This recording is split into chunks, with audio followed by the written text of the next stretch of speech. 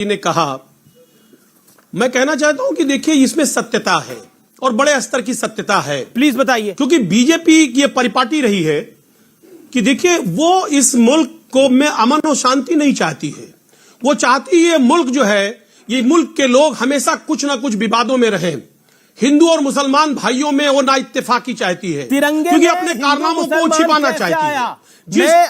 मैं आपको 40 सेकंड का वक्त और दे दूंगा। अभी 35 सेकंड हुए थे, आपके 5 सेकंड बचे थे। मैं 50 सेकंड आपको और दे दूंगा। तिरंगे में हिंदू मुसलमान कैसे आया? बीजेपी तिरंगे में हिंदू मुसलमान कहां लेके आई? इसका सबूत दीजिए। गौरव भाटिया को मैं यहां टिकने नहीं दूंगा। अगर सबूत नहीं दे पाएंगे तो फिर गड़बड़ हो जाएगा। सबूत दीजिए। बीजेपी ने तिरंगा में कहां, आपने कहां देखा बीजेपी तिरंगे के अंदर हिंदू मुसलमान कर रही है? बताइए आप मुझे, सबूत दीजिए, ऐसे नहीं। मैं जी अजीज भाई बोले सर आप। जी सर, कासगंज में 2018 में क्या हुआ? कासगंज में 2018 में क्या हुआ? चंदन की हत्या के दौरान ही दंगा हुआ। चंदन की हत्या हुई। बीजेपी की मंशा, चंदन की हत्या के बाद दंगा हुआ। मंशा ठीक नहीं है। चंदन की हत्या के बाद बवाल हुआ। चंदन को मारा गया। मेरी बात सुनिए, हम उसका सम्मान करते हैं। सुनिए ना मेरी बात। किसका सम्मान करते हैं? मरने का सम्मान करते हैं। सम्मान करते हैं। किसका सम्मान करते हैं? चंदन गुप्ता के मरने का। तिरंगा यात्रा निकलना चाहिए। अरे सुनिए ना अमीर जी, अरे भाई आप बोलने नहीं दे रहे। मुसीबत इस बात की है, बात नहीं कंप्लीट करने दे रहे। मैं कह रहा हूं तिरंगा यात्रा निकलना चाहिए, क्योंकि तिरंगा का हम सम्मान करते हैं। आज हमारा मुल्क 75 वर्ष पूरा कर चुका है। हमें फक्र है, गर्व है कि हम इस मुल्क में रह रहे हैं और इस मुल्क को आजाद। मजहबी रंग क्यों दे रहे हैं इस गर्व के साथ? मुझे फक्र है, लेकिन सवाल इस बात का है कि जो आज बीजेपी की परिपाटी है, बीजेपी की जो विचारधारा है, वो नहीं चाहती है कि अमन और चैन इस मुल्क में रहे। इस मुल्क में हमेशा वो चाहती है दंगा और फसाद हमेशा तिरंगे से दंगा फसाद हो जाएगा। कहीं ना कहीं बहाना है। अरे तिरंगा फहराने जाते हैं सेना के जवान, तिरंगे पे लिपट के आते हैं सेना के जवान। जब हम जीतते हैं तो तिरंगा लहराता है। कॉमनवेल्थ गेम्स में जब हम मेडल जीतते हैं तब तिरंगा लहराता है। आप तिरंगे की बात दंगे के साथ कर रहे हैं। और इस अमृतकाल के अंदर मजहबी विष क्यों? मैं आपसे को फिर 20 सेकंड देता हूं। मुझे बताइए इसमें धार्मिक एंगल कैसे आया? कैसे आया? आपने बोला अल्पसंख्यक समाज अपने घरों में तिरंगा लगा ले। आपको क्यों लगता है कि अल्पसंख्यक समाज तिरंगा नहीं लगाएगा? फिर आप कहते हैं बीजेपी हिंदू मुसलमान। किसने कहा अल्पसंख्यक समाज तिरंगा नहीं लगाएगा? अल्पसंख्यक समाज इस मुल्क में स्वामी प्रसाद मौर्य ने कहा करता है। और अल्पसंख्यक समाज से ज्यादा देशभक्त कौन है इस मुल्क में? देशभक्त अल्पसंख्यक समाज से ज्यादा कौन है? किसने इस किया? मुल्क की आजादी में 52,000 आदमी ने अपनी कुर्बानी दी। तो आप ये डर क्यों फैला रहे हैं? फिर इस मुल्क को आजाद कराने में उनका बहुत बड़ा अहम रोल। तो आपके नेता डर क्यों फैला रहे हैं? देखिए अमीर जी, अभी अफजल गुरु की बात कर रहे थे। अफजल गुरु को शहीद कौन मानता है? महबूबा मुफ्ती। और महबूबा मुफ्ती ये गठबंधन करते हैं और अफजल गुरु की बात करते हैं। और ये नसीहत किसको दे रहे हैं? जिन्होंने 52 साल इस अपने हेडक्वार्टर पर ये इन्होंने झंडा तक नहीं फहराया, वो सब देशभक्ति का पाठ पढ़ा रहे।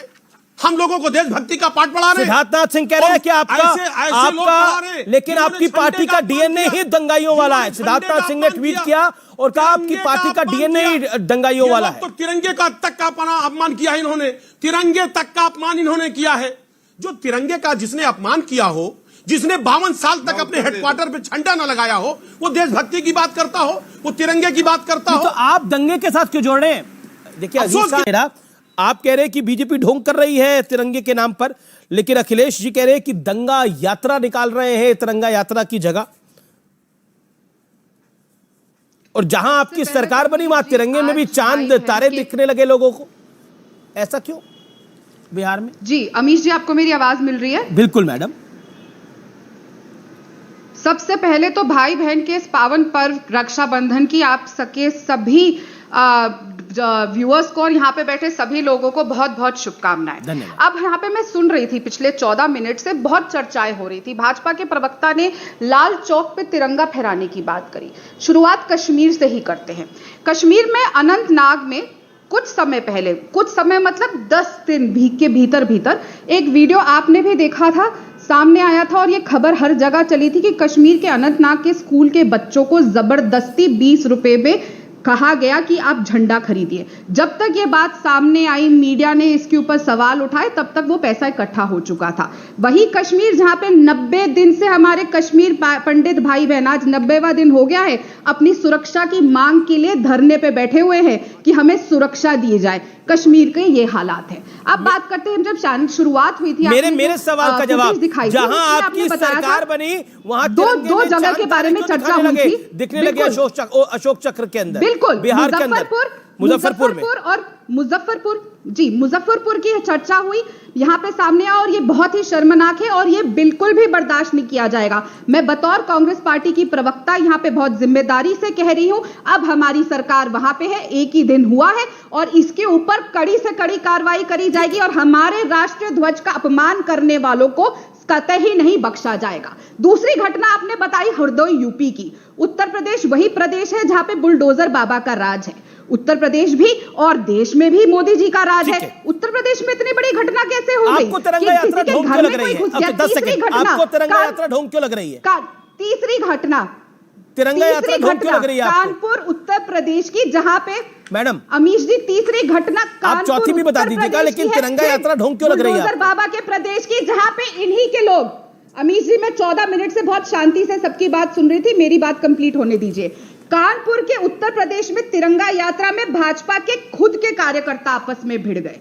ये क्या हो रहा है? और सब छोड़िए, हरियाणा इनका एक और शासित प्रदेश है, वहां पे तो गरीबों, क्योंकि ये लोग, इनके प्रवक्ता आके हर चैनल में जोर जोर से चिल्ला के कह के जाते हैं हमने मुफ्त राशन दिया, और राशन को लेके, लोगों तक खाना पहुंचाने को लेके किस ऐंठ के साथ इनके नेताओं ने और मंत्रियों ने लोकसभा में भाषण दिया था, सबने सुना था। और आपने क्या किया? गरीब आदमी जिसके पास पैसे नहीं है उसे बोला पहले 20 रुपए का झंडा खरीदो फिर राशन देंगे, और जो नहीं खरीद पाया उसका 5 किलो राशन आपने काट लिया। गौरव भाटिया जवाब होता है ये सम्मान।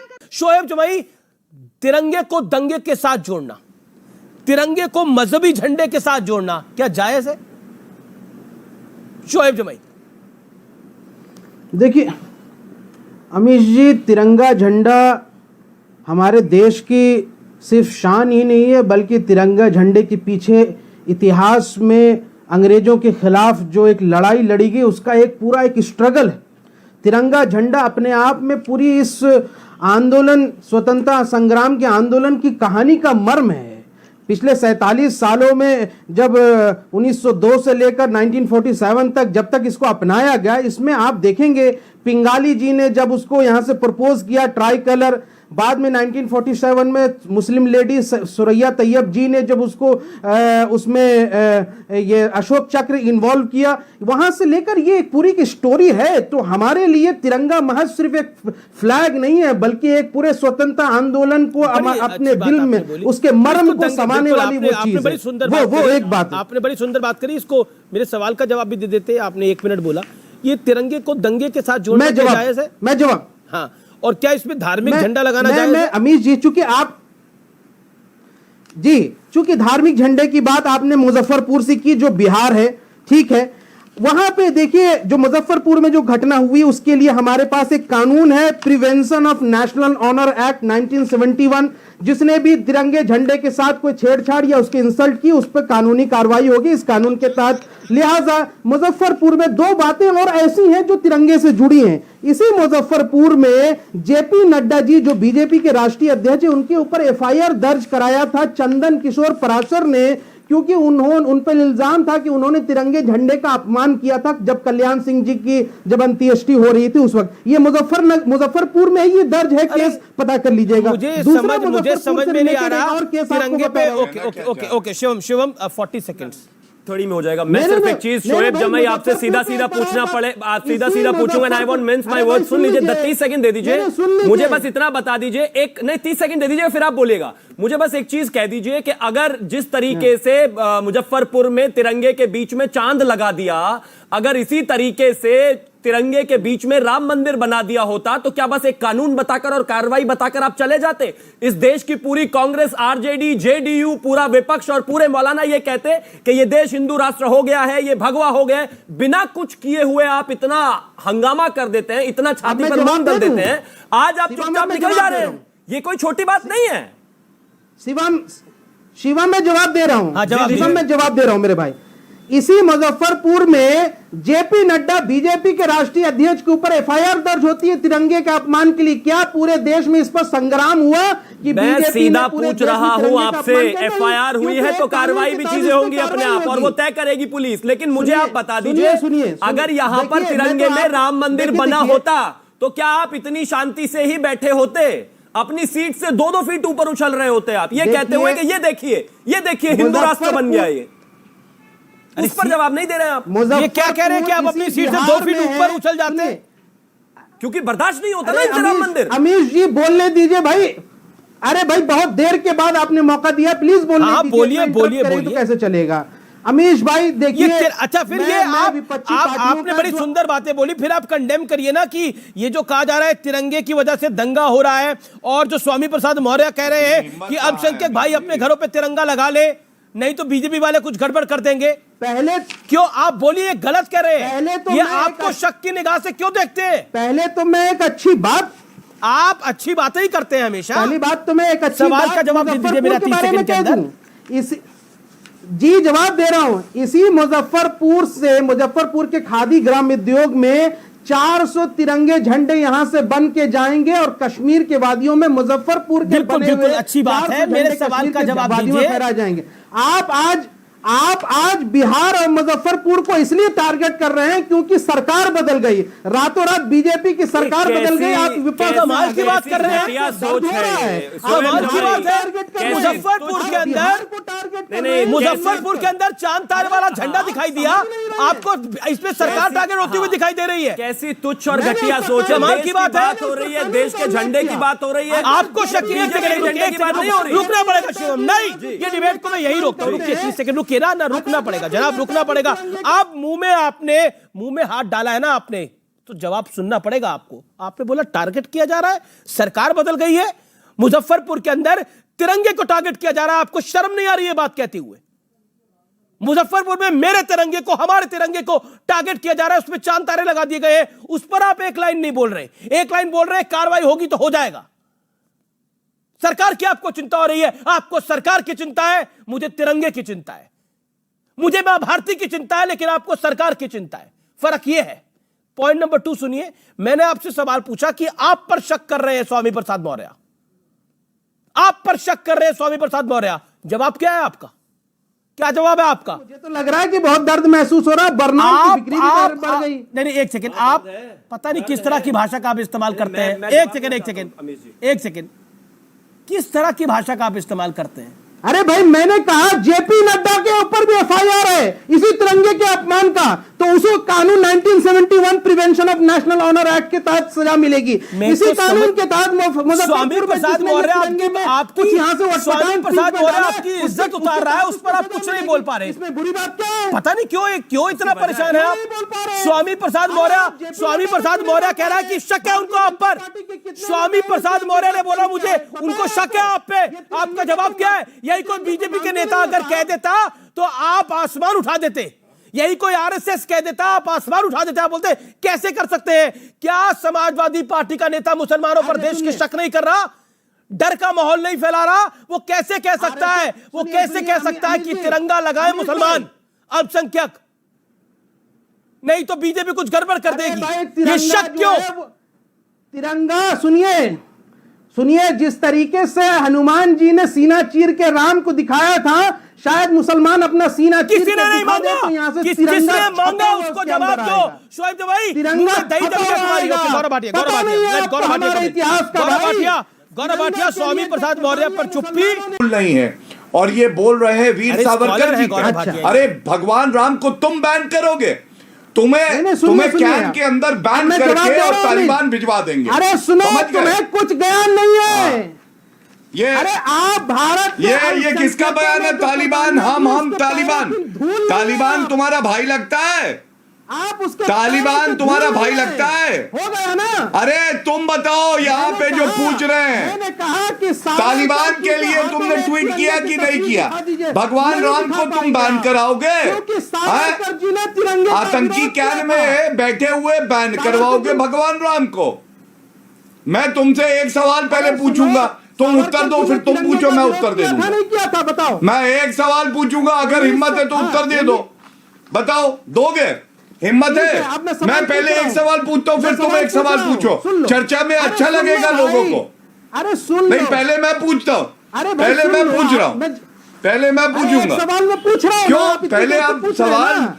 सुनने सुनिए, की एक हिम्मत सवाल नहीं पूछ रहा है। हूं, इतना डरते क्यों है गौरव भाटिया? नहीं, मैं पूछ रहा हूं। मैं ये- सिर्फ एक क्यों? सवाल पूछ रहा मैं हूं, तुमसे अमीश जी। डरूंगा? अरे मैं सिर्फ एक फूकेंगे तो सवाल उड़ पूछ रहा जाओगे। हूं। चूहे से ज्यादा डरपोक तुम। अरे यार, हम तुमसे क्यों? डरेंगे? अरे कहां से अरे लेके मेरा आते हैं सवाल ऐसे सुनो, जाहिल प्रवक्ता उत्तर दो। को? ऐसे जाहिलों पर वक्ता फ्रिंज एलिमेंट। अरे जाहिल वो है जो तालिबान के लिए कहते हैं। उठाओ इसे बाहर, फ्रिंज एलिमेंट हो। बाहर करो। चलिए आप जो पढ़ाई लिखाई का भगवान टेस्ट राम कर के लेते लिए हैं। कहते एक सेकंड अरे रुकिए। आप एलिमेंट तो बड़ा है। जाहिल और तुम जाहिल तो बना हो रहा है। एक फंसे सेकंड हुए हो। यूं घूमे जा रहे हो तालिबान के साथ। महात्मा गांधी जी ने कहा था तिरंगा तिरंगे के अरे बारे पढ़ाई लिखाई का में, टेस्ट कर लेते हैं तिरंगे अभी। के बारे में अभी तुम गौरव, मुंह नहीं खोल पाए। एक सेकंड, जब एक उसने सेकंड। दिखाया चांद सितारा लगा है चक्र की जगह, अच्छा एक सेकंड तो तब जाहिल नहीं पने बोल की पाए। बात हो रही तब है। मुंह में दही जम गई। एक सेकंड आप दोनों से मेरा निवेदन है। एक नहीं, क्यों काफी नहीं बोल काफी पाए? काफी जाहिल कहा जब जा रहा है, चांद जाहिल पने की सितारे बातें भी दिखे करी जा रही है। एक तिरंगे सेकंड में, तो एक सवाल शब्द नहीं बोला इसने। सवाल आप अभी टेस्ट कर लेते हैं एक कौन कितना पढ़ा लिखा है, बिल्कुल होना भी चाहिए। एक ये कोई पढ़े लिखे का भी टेस्ट नहीं है। मैं सिंपल सवाल पूछता हूं। ये स्वामी प्रसाद मौर्य ने जो देश के मुसलमानों पर शक किया है, ये मुझे लगता है गलत किया है। आपको क्या लगता है शोएब जमई, क्या आपको लगता है कि गलत किया है ये बात कह के उन्होंने? देखिए, स्वामी प्रसाद मौर्य हमारे कोई फूफा जी नहीं है। स्वामी प्रसाद मौर्य जी हो या देश का कोई भी नेता हो, अरे कोई भी नहीं है, स्वामी प्रसाद मौर्य ही है, किसी भी जिनको आप भारतवासी फूफा नहीं के मानते। ऊपर सवालिया निशान नहीं उठा ओसामा सकते। बिन लादेन इनके ठीक फूफा है, हैं। वो किसी भी सवालिया नहीं। तालिबान लेकिन मैंने फूफा दो है। सिंपल सवाल पूछे अब्बू अमीश है। जी। हमने सिर्फ इतना तालिबान पूछा, कौन है ये तो हमने बताओ। सिर्फ इतना पूछा कि अरे 1900 हमने भी पूछा। अरे गौरव सुनिए, भाटिया कह रहे तालिबान में फूफा है आपके। गांधी जी ने क्या कहा, बात कर रहे हैं गौरव भाटिया आप? फूफा है। एक सेकंड गौरव भाटिया, तालिबान में फूफा है इनके? क्या बोल देते हैं आप भी? अरे ये खुद अमीश इन्होंने जी, लिखा है अभी जी। मैं अरे तो नहीं, प्रमाण लेके आया। अरे ये गोडसे देखिए के इनका भतीजे ट्वीट, सुनिए। ये देखिए शोएब जमाल गोडसे छोटे के से, भतीजे, इतनी बात सुनिए छोटे आप। से तालिबान गोडसे- इनका अब्बू है लग गोडसे रहा के है। भतीजे तालिबान ये- वहां पे कब्जा करता है, ये यहाँ पे कूद रहे थे ऐसे जैसे अंडा गोडसे उछाला का जा भतीजा रहा आ गया भाई। है। याद आया? गोडसे का भतीजा। याद आया? अरे गोडसे 19 के अगस्त भतीजे। 2021 में अरे गोडसे के तालिबान भतीजे दिल से सुनो। निकल रहा था। अच्छा ठीक है, आप के लिए